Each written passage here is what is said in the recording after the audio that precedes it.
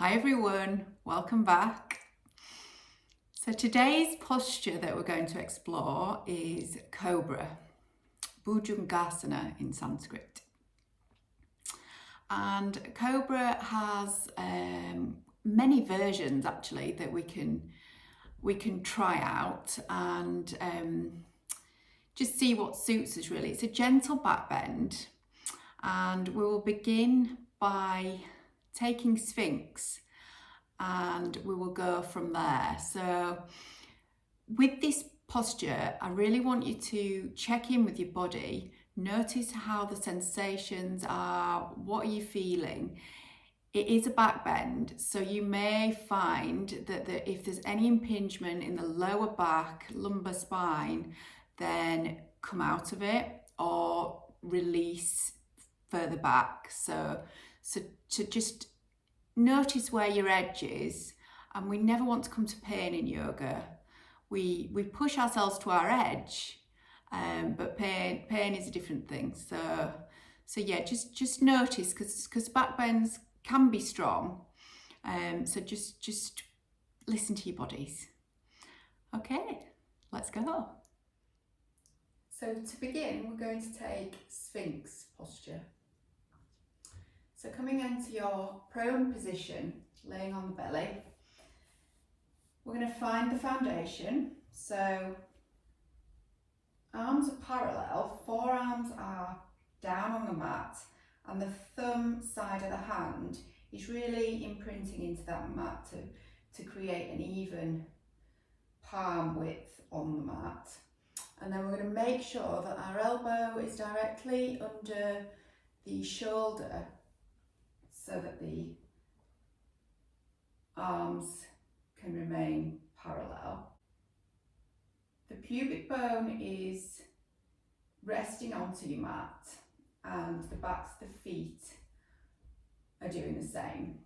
So not switching on the glutes here, so let the bum relax, but just already feel the sensation in the lumbar spine.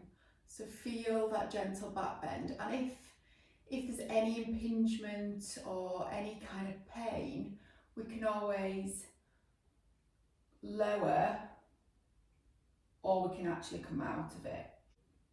So just taking a moment to settle into this gentle back bend, and maybe notice what's happening in the body. So the chest is lifted and it's pointing forwards, and the gaze is straight ahead.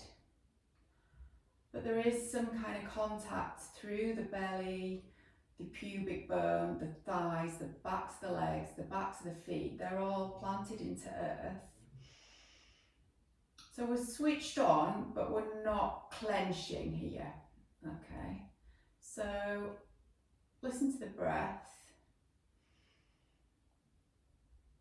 And notice that although it looks, again, quite simple, there's a lot going on. Now we can stay here, or if you want to come with me to try Cobra. So Cobra, Bhujangasana in Sanskrit. It's a key traditional yoga pose, and it's believed to ignite a burning digestive fire. So it awakens the flow, and it does seem to stimulate digestion and help some people with back pain, lower back issues. So quite a good all-rounder, but just play with it. So keeping the fingers spread, we're just going to raise up with the elbows bent, bring the hands further back, and just notice how much more of the belly is lifted from the mat. Shoulders are back and down, and the gaze is ahead, maybe looking slightly upwards. Again, we're not clenching in the buttocks, and the backs of the feet are firmly planted into earth. Cobra. So lots of things are happening here. The shoulders are spreading to hold us more upright in this position. And again, we can play with it. So we can take more of a baby cobra if it feels too much on that lumbar. And just play around. Now there is one more step from here that you may see when we do the sun salutations. We will go into cobra, but then we can take it that bit further into upward facing dog. And the main difference here is that we're lifting the hips, the pubic bone away from the mat this time. All the weight is going into the backs of the feet. So the gaze is the same, but you can hear already from my breath that it is a much stronger pose. So just take it at your own pace and let's try on 3. So coming back down to earth, release the hands for a minute and relax them by the side. Let the ankles flop out and just recalibrate the breath here.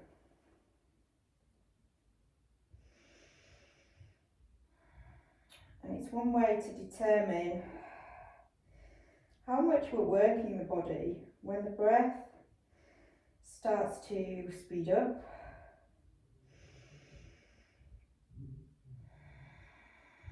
And we can monitor whether that's speeding up enough in a good way, or actually do we need to step back a bit? Do we need to rein it in? And you'll find in a full flow that the breath is the indicator, and the breath will tell you if you've gone too far, or if you can cope with where you're at and you're doing fine. And it's good to learn to listen to the breath, and it will guide us through our class, our flow, our practice. Okay, so when you're ready, let's bring the hands back. First of all, to create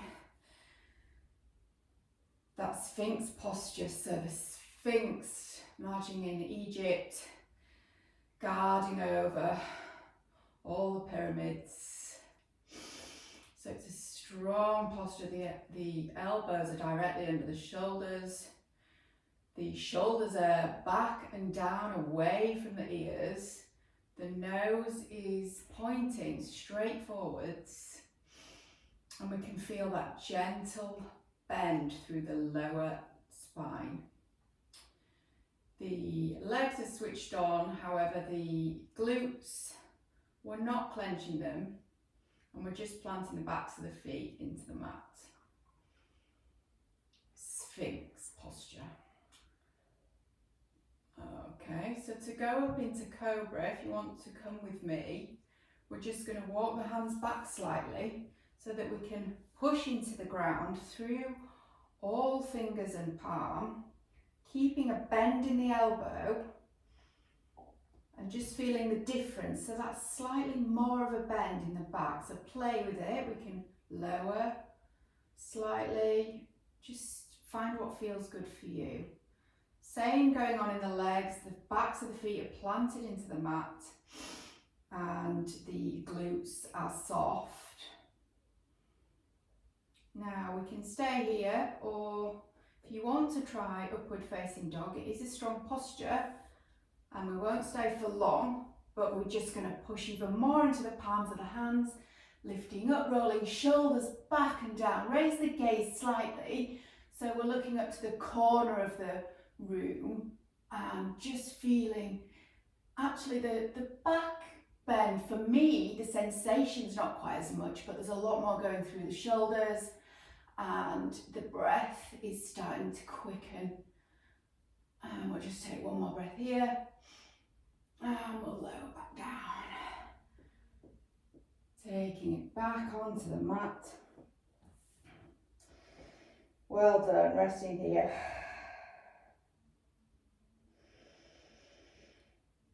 In breath through the nose Out breath through the mouth.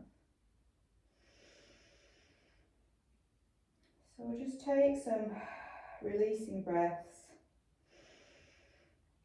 before we move on to our next posture.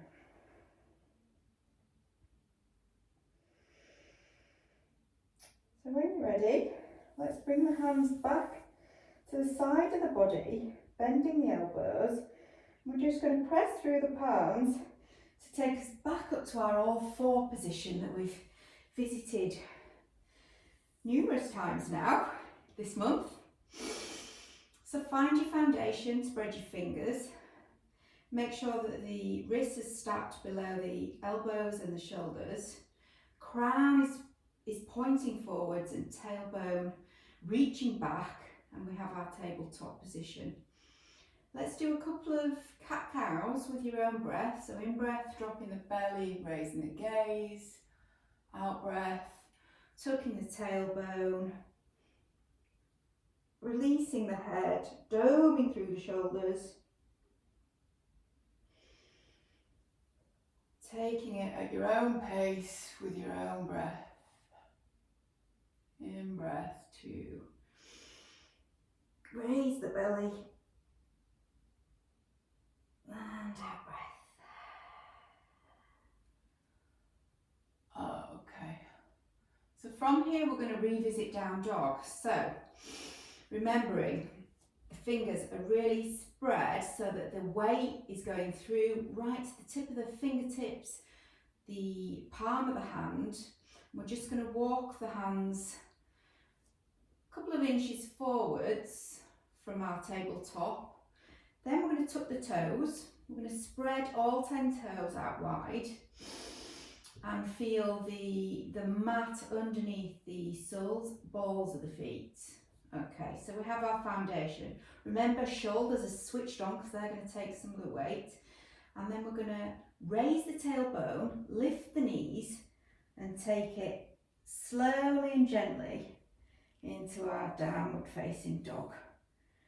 So heels eventually are aiming towards the back of the mat, but remember we can pedal, we can keep the knees bent. The main thing we're looking for is that straight spine, so tailbones pointing to sky and the head and the neck are released, so we can nod the head yes, no, to make sure there is no tension being held there. When we do an assist on this position, we often get a belt underneath the hips and just pull it directly up, and that really gives you the sensation of how it should feel in the body. And it's really good if you get the opportunity, if you're doing a class, to have that assist from your teacher. And yeah, it really helps to, you're kind of thinking chest is towards thighs, tailbone is up, all the support is through the shoulder blades and the palms of the hands. Well done. Downward facing dog. Okay. So then we'll revisit our forward fold from here. So we're just going to take baby steps, walking to the front of the mat in your own time. And when we get there, we're just going to hang. So we can either keep the hands onto the mat, or we can grab hold of each elbow and just hang in this position. So reaching tailbone towards the sky and the crown of the head is facing towards the mat. And just notice the breath here, how the body feels. We can rock from side to side, or you can stay in stillness. So this is another inversion. We've got our head below the heart, really good for circulation, stress, anxiety.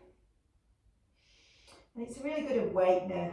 So if we do a few sun salutations on a morning, it's really good to get the fire burning in the body. So Uttanasana, forward fold. Okay, so from here, we'll just raise back up then to our Tadasana posture. So releasing the hands if you were holding the elbows, and we're going to roll up vertebrae by vertebrae, Feeling all four corners of the feet planted firmly into the mat. Knees can be soft here, and we're going to roll it up, bringing the head up last. Rolling the shoulders back and down. Mountain posture, Tadasana. So the palms are facing forwards, chin is slightly tucked, gaze is straight ahead. Our pelvis is tucked and our abs are switched on.